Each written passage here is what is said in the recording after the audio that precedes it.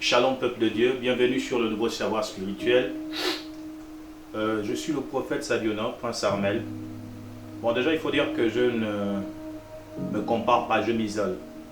Voilà, je défie tous les styles de royauté. Je ne lève que Jésus seul dans ma vie, le Seigneur des Seigneurs, le Roi des Rois, l'Alpha et l'Oméga. Alors si je suis là ce soir, c'est pour commencer un chantier spirituel avec vous. Oui, chantier spirituel. Je vois que malheureusement, il y a plusieurs personnes aujourd'hui qui se sont stationnées sur la problématique. À savoir, aujourd'hui, est-ce que si je ne suis pas allé dans une école théologique qui enseigne la Bible, il faut dire que l'école théologique enseigne la Bible et non la parole de Dieu. Je suis là pour aider la compréhension spirituelle à naviguer. Parce que vous savez, vous connaîtrez la vérité, vous affranchirez, c'est la parole de Dieu. Alors, tout de suite, je commence avec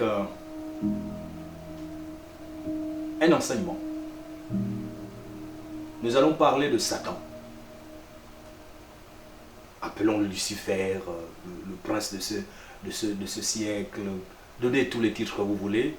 Mais je parle de Lucifer. Voilà, celui qui était autrefois l'astre brillant. L'étoile brillante du matin. Alors, tout de suite, je vous invite dans le livre de la Genèse. Voilà, parce que je suis un habitué, je suis un abonné, j'aime bien ce livre. Une histoire, il faut toujours la prendre dès le début. Dans le livre de la Genèse, on parle de la dîme, la dîme du butin, que le patriarche Abraham va payer à Melchisédek. Melchisédek, qui était le roi de Salem. Voilà. Alors, vous savez, aujourd'hui, les gens se posent la question. Ils se demandent, mais si Dieu est celui qui guide ce monde, qui dirige ce monde, pourquoi autant de malheurs? Il y a beaucoup d'églises qui ont poussé, mais le satanisme est toujours là. La sorcellerie augmente, multiplie les stratégies jour et nuit. Les gens meurent, les innocents payent. Où est Dieu? Qui dirige ce monde? Alors, peut-être vous allez me trouver irrationnel. Permettez-moi de faire un tour dans le livre de Genèse, qui parle de la dîme de Melchisédek. Bon, disons la dîme d'Abraham qu'il va payer à Melchisédek. Il faut déjà préciser que nous parlons ici de la dîme du butin. Ok? C'est quoi le butin? Le butin, c'est... Bon, disons, ce sont des trésors. C'est un matériel. Quand vous allez en guerre, vous allez vaincre. Il y a toujours un gagnant dans une guerre. Maintenant, le gagnant prend tous les biens du côté adverse vaincu. Voilà. Donc, si vous avez pu vaincre votre ennemi, vous prenez tous ses biens. C'est ce qu'on appelle le butin. Voilà. Mais donc, Abraham a payé la dîme du butin à Melchisédek. Bon, on s'arrête d'abord ici. Arrêtons-nous ici, s'il vous plaît, un instant. Le temps pour vous de digérer. Parce que beaucoup ne savaient pas que Abraham avait payé la dîme du butin. Ok. Pourquoi je vous parle de la dîme du butin? Parce que la révélation se cache là. Nous allons lire cette fois-ci. Maintenant, je vous transporte de nouveau dans le premier livre de l'Antiquité qui parle d'Adam. Adam, donc le premier homme. Rouge de mer. Adam, lui, on nous dit, Dieu l'a placé dans un jardin en Éden. Il y avait à côté de lui une femme, Ève. Et dans leur marche progressive, l'homme va écouter la femme qui plus tard va désobéir à l'ordre de Yahweh. Alors, Elohim va se mettre dans une colère. Il va chasser l'homme de sa présence parce que ce dernier aurait écouté sa femme. Vous connaissez l'histoire, je ne suis pas là pour vous reprendre tous les détails au peigne fin. Permettez-moi quand même de revenir parce que là, je veux essayer d'affiler la révélation à cette histoire antique. Alors voilà ce qui se passe. Adam est créé, il est placé dans le jardin d'Éden. Ok, dites avec moi jardin d'Éden. Voilà, jardin d'Éden. Dans le jardin d'Éden, il reçoit un ordre. Il reçoit un ordre. Vous allez vous demander, mais pourquoi tu nous parles de la dîme du butin? Or, la question elle est simple, qui dirige le monde? J'arrive. Il m'a expliqué, le Seigneur, il a dit, mon fils, explique-leur. C'est dans la journée où il me dit à l'humanité que quand Abraham reçoit le butin vient d'une guerre. Le butin est le résultat, sinon la récompense. Il faut dépouiller, n'est-ce pas, ton ennemi après la guerre. C'est quand tu sors vainqueur. Donc tu vas dépouiller l'ennemi. Vous vous rappelez aussi de cette guerre antique entre Moïse et Pharaon. La Bible dit, je crois dans le livre d'Exode, vous dépouillerez les Égyptiens. Oui, ça c'est le butin. Vous dépouillerez les Égyptiens. Donc Moïse même, qui était allé en bataille, parce que l'Éternel a prouvé par Moïse, par le bâton, voilà, parce que le bâton n'était qu'un support, les 10 plaies, quand on parle de 10 plaies, nous parlons des 10 puissances de Dieu, de 10 miracles de Dieu, qui ont mené Pharaon à reconnaître que Dieu, il reste souverain, et qu'il est le Tout-Puissant, il est El Shaddai. Oh Jesus. Et regardez que Dieu me fait comprendre dans la journée, il dit, j'étais avec un ami, il s'appelle Johnny, il est électricien, il est en train de parler sur la parole. Et Dieu va m'ouvrir la compréhension. Il dit, regarde. Il dit, quand tu vois Adam, tu vois Jésus. Je parlais de 3 personnages. Adam, le Seigneur Jésus, Abraham. Vous allez comprendre pourquoi. Le premier acteur, c'est Adam, le premier homme, qui perd face à Lucifer. Il me dit, le but pour lequel Abraham a payé la dîme à Melchisedec, c'est parce qu'il avait le butin. Voilà, voulais-je dire. Il avait le butin. Donc c'est dans ce butin, voilà, c'est dans ce butin que Abraham va retirer la dîme de tout. Ça veut dire tous les trésors qu'il avait dépouillés dans le camp adverse après le vaincre. Suivez là où je vais en venir. La révélation appartient à Dieu. Donc Abraham prend la dîme de tout, il paye à Dieu, qui est retiré. Il faut déjà le préciser, hein, il faut revenir sur les traces de ma révélation. Là je parle du réellement. Pardon, il retire dans le butin la dîme de tout et qu'il va payer à Melchisedec. Ça voudrait dire que dans l'ancien temps, dans le vétéran là-bas, on ne pouvait obtenir, il était plus facile de conquérir, de prendre possession d'un terrain du camp adverse qu'après le vaincre. Donc vous prenez à la fois sa puissance, sa royauté, tout ce que la personne possédait. Je crois que cette histoire nous rappelle encore Abraham quand il va combattre. C'était un homme de guerre. Et il dépouillait ses ennemis.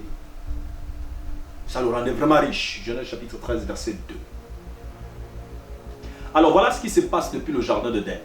L'homme perd une bataille. Ce qui se passe dans le jardin d'Éden n'est pas cette histoire que nous lisons comme un petit roman et puis on a terminé, l'homme a mangé une pomme et puis terminé, nous retrouvons là. Non, l'homme était un Dieu dans le jardin d'Éden qui devait diriger la terre. Shaddai. Psaume 82. Vous êtes des dieux. Dieu juge au milieu des dieux. Je l'avais dit, vous êtes des dieux. Est-ce que quelqu'un me suit? La chair met au monde la chair, l'esprit met au monde l'esprit. Il y a naissance physique et naissance spirituelle.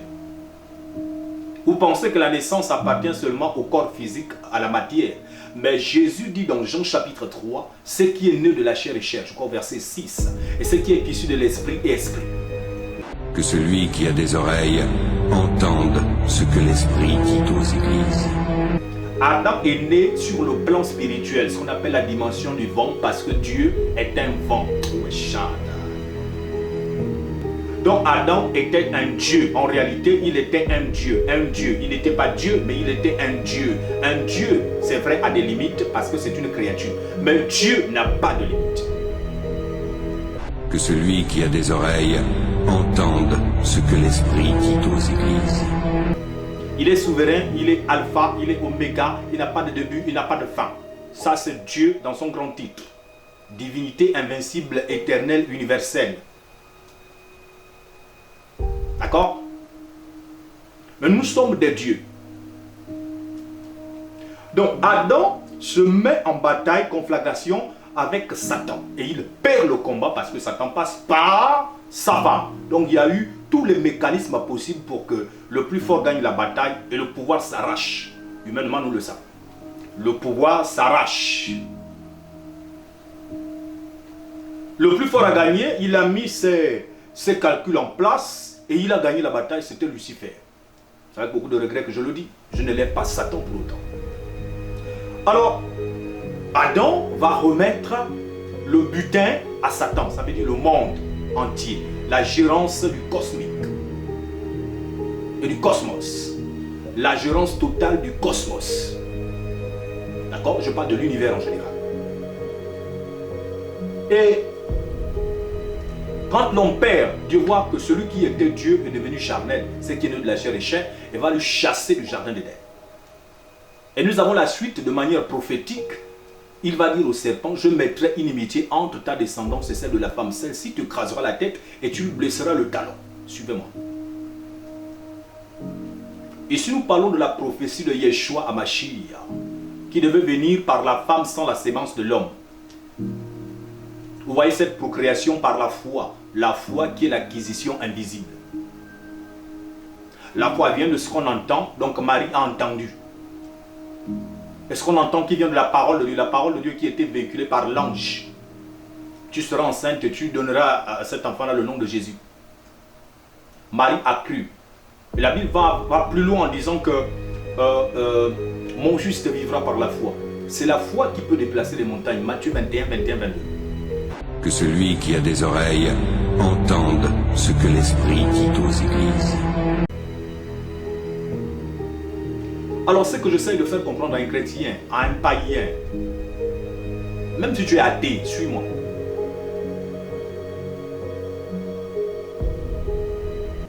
Reconnaissez que quand Abraham gagne dans le camp adverse, il prend automatiquement le butin, qui veut dire les biens de l'ennemi qui a été vaincu.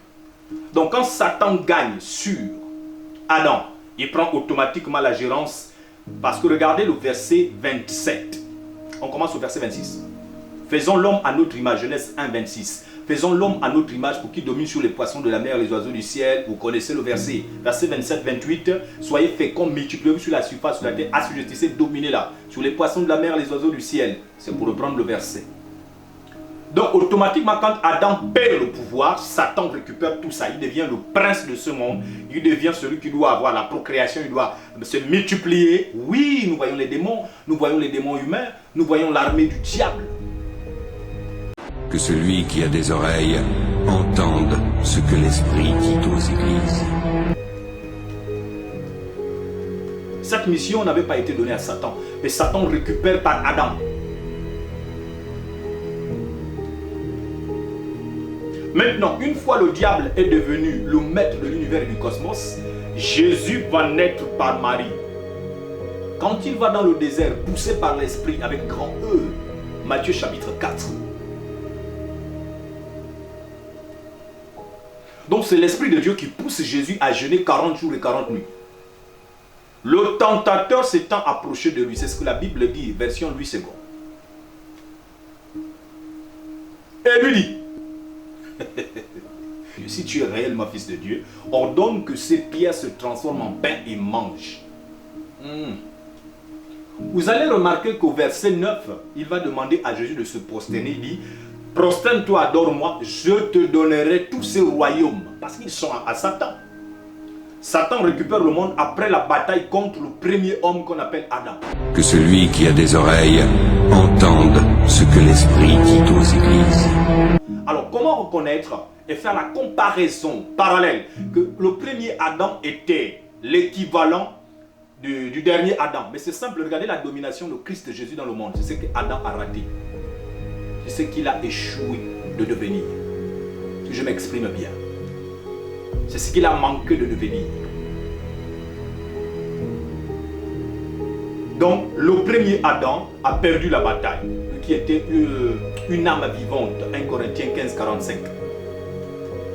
Mais le dernier, donc Jésus de Nazareth, est un esprit vivifiant. Pour gagner la bataille aujourd'hui avec Satan, vous devez savoir que Jésus a vaincu le diable. À la croix, il y a eu une bataille, Colossiens 2, 15. À la croix, il y a eu combat.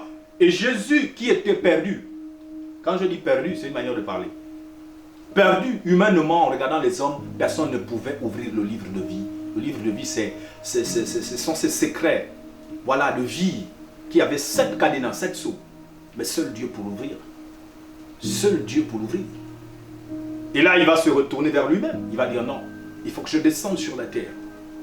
Arracher le pouvoir à Lucifer. Parce qu'un pouvoir, il s'arrache. Dieu ne pouvait pas juste rester sur son trône et dire Satan libère le pouvoir que tu as volé à l'homme, Adam. Non, il fallait qu'il descende et qu'il y ait une bataille, une nouvelle bataille.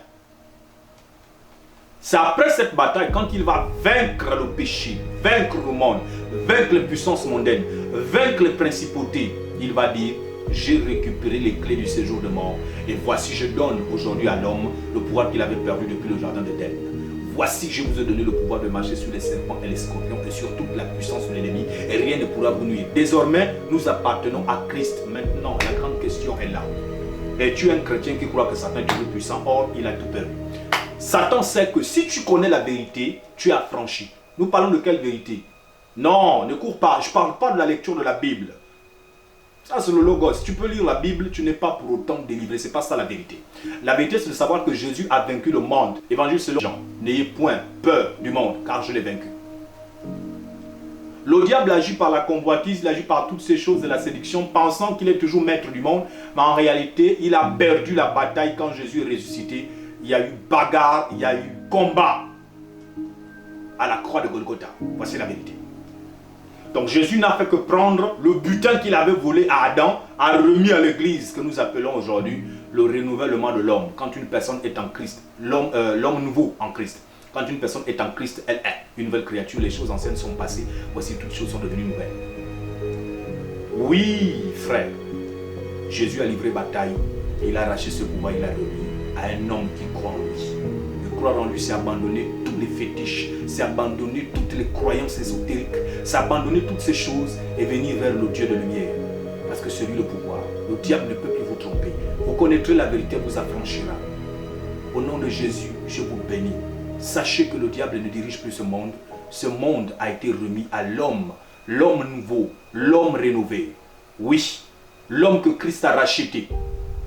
Le dernier Adam est un esprit vivifiant. C'est par la marche spirituelle que vous allez vaincre le diable.